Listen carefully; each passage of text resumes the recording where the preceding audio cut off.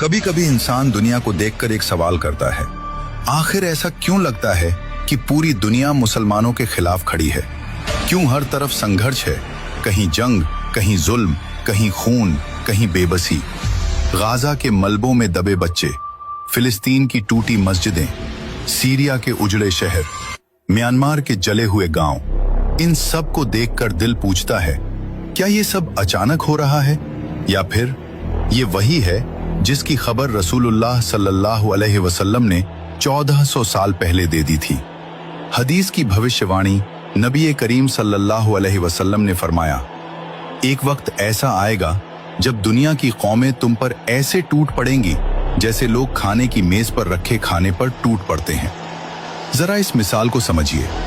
जब कोई स्वादिष्ट खाना मेज पर रखा होता है तो लोग उस पर टूट पड़ते हैं क्योंकि उन्हें पता होता है कि वो कमजोर है, खुद को बचा नहीं सकता। यही मिसाल नबी सल्लल्लाहु अलैहि वसल्लम ने उम्मत के लिए दी। सहाबा का सवाल। सहाबा ये सुनकर हैरान हो गए। उन्होंने पूछा, या रसूलुल्लाह सल्लल्लाहु अलैहि वसल्लम, क्या उस समय हम संख्या में बहुत कम होंगे? नबी सल्लल्लाहु अलैहि वसल्लम ने जवाब दिया, नहीं, तुम संख्या में बहुत ज्यादा होगे।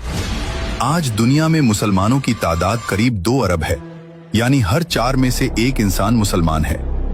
लेकिन सवाल वही है, अगर हम इतने ज्यादा हैं तो फिर हम इतने कमजोर क्यों दिखते हैं? वहन सबसे बड़ी बीमारी। नबी सल्लल्लाहु अलैहि वसल्लम ने जवाब दिया, तुम्हारे अंदर वहन आ जाएगा। सहाबा ने पूछा, या रसूलुल्लाह, ये वहन क्या है? नबी सल्लल्लाहु अलैहि वसल्लम ने फरमाया, दुनिया की मोहब्बत और मौत से डर। ये सिर्फ एक धार्मिक बात नहीं है। अगर इसे मॉडर्न साइकोलॉजी से समझें तो ये इंसानी दिमाग की सबसे बड़ी कमजोरी है। Psychology of fear.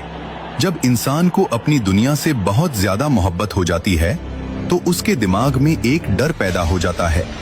खोने का डर, नौकरी खोने का डर, पैसे खोने का डर, सुरक्षा खोने का डर, स्टेटस खोने का डर।